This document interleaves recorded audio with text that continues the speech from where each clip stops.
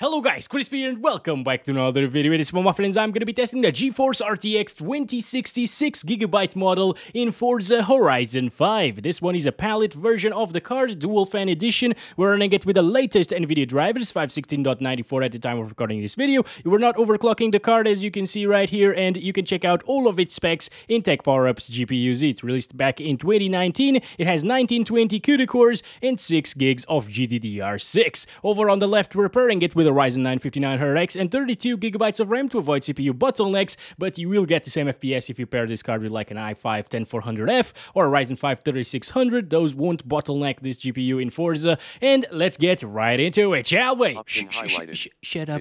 Shut up, please. Alright, let's go over the settings first. I'm playing at 1080p resolution, and we're also going to test this at 1440p, 4K, and 8K resolutions, my friends. This is going to be great. Or not at 8K, actually. Ultra settings preset at the moment. This is it, but I think I'm also going to test high. And here we are. Look at my new car, guys. Do you like it? Bugatti Divo right here. Very beautiful. Just got it. And let's start counting our FPS. So at 1080p ultra settings, well, I was honestly expecting a little bit better than this because, well, it's probably gonna drop into the lower 60s in the city area, which is very, very intensive, of course, but it is not bad performance by any means. For a game like Forza Horizon 5, I think 60 FPS is perfect and absolutely buttery smooth, and we might still get that at 1440p, because in this game, the FPS don't change much when you lower or increase the resolution, which is kind of weird compared to other games at least. Look at all of that speed! Damn, this is insane! Almost 400 kilometers per hour, here we go! That's awesome! In previous videos, I actually struggled to achieve like 350, 360 kilometers per hour, but wow, is this car insane, guys? Holy crap. Also, I need to go to the map, by the way. I'm sorry about that, but I need to check this out over here. That's where we're gonna go and see our FPS. This is absolutely crazy. Look at this. Oh boy. And we haven't lost our mirrors yet. That's just amazing. I usually do. Oh, but I've been playing this game for a while now. Oh, no, no, no, no. Okay, all right, that was close.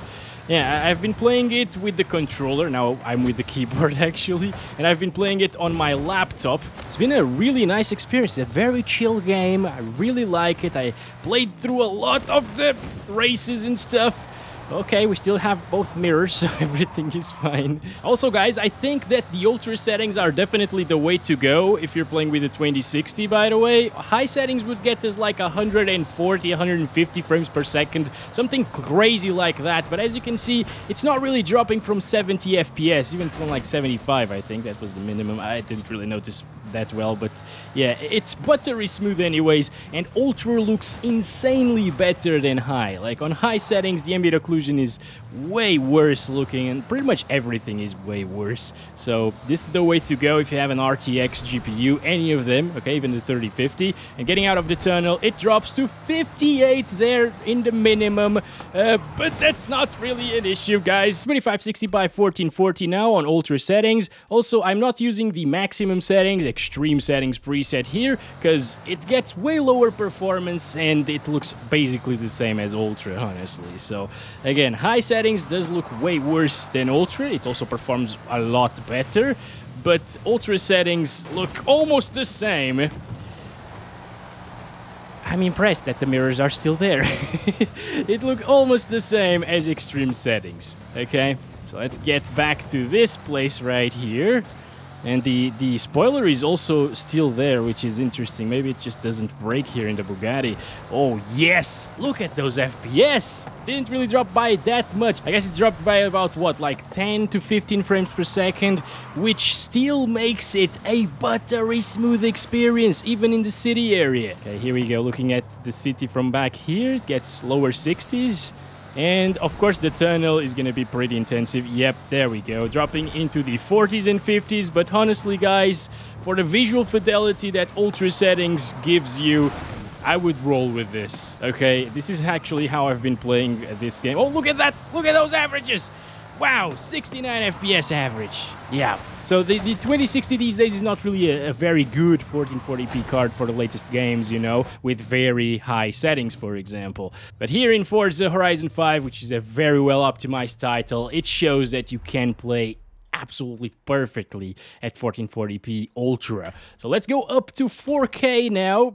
This is where we should start using the high settings, but for now, I actually resized it wrong. Wait a second. Yeah, I will test it out on Ultra first and then drop it down to high. And we start this off right away with a warning message. Yeah, running out of VRAM right now, but that shouldn't really matter too much, honestly. It's usually pretty stable still, even when you're running out of VRAM. That just gets a little bit annoying after a while, popping up a lot of times, you know. But anyways, it gets 40s around here in the city area. Not bad whatsoever, once again. I mean, I told you it doesn't really drop the FPS by much, right? Whenever you increase the resolution. 4K is a much higher res than 1440p. And it is still very playable, guys. It's getting like 20 less FPS or so. That is actually pretty good. Now, the tunnel area will definitely kill our FPS a bit. Oh boy, didn't really drop by all that much. 35. Wow, that's really good, guys. Oh, remember, guys, I still have the mirror, so I am a great driver here in this game. Oh my god. Yeah, it's just because I'm using mouse and keyboard. Today, that's my excuse, okay? Anyways, it's also looking absolutely gorgeous here at this res. It's super, super sharp and detailed. Even in bushy areas, which start getting more intensive, the higher the resolution you use, they're not really that bad. You know, it doesn't really drop by much, so I guess you can still play at 4K if you don't mind the couple of drops into the 30s. You could even lock the FPS to 30 and have a 4K Ultra settings console-like experience with 30 frames per second locked all of the time. I wouldn't really do that because 40-ish actually feels smoother, but you can do that. So now let's go up to 7680 by 4320. Oh boy, it didn't crash. I actually thought it was gonna crash there. Okay, so I'm gonna increase this to the maximum, and that's really tiny still. That's what she said. 4320p resolution, Ultra settings preset. All right. 8K. Oh boy, this is only for screenshots at this point, guys. But I can't deny it is looking incredible, actually. I can see every single droplet of water on top of the car because of the rain. Wow! Also, I have no right mirror anymore. I am a bad driver. Oh, okay. Damn. All right. Yeah, it's not like the worst thing that I've ever seen in Forza, honestly. 710 takes that crown, obviously, but it's really rough. Again, this is only if you want to take some screenshots. You can actually line up your shot and stuff like that with 10-ish FPS, 10 to 15. You can move around, you know, but just don't use 8K for anything else than that, okay? At least at Ultra settings, right? Over here, doesn't even drop into the single digits, so I guess it is better than I expected. Now, I will set it back to 1080p and test it out on high settings at all resolutions once again. But again, you already know that at 1080p you should not really use high settings because Ultra is buttery smooth, and at 1440p as well. But here we go. This is 1080p. Let's go here. I'm gonna set it to the high settings preset. Apply that, restart the game, because you actually need to do that. Yep, there we go. And let's get back to it. Now I got another car to do this with. It's the Ferrari something, I don't know. But let's go.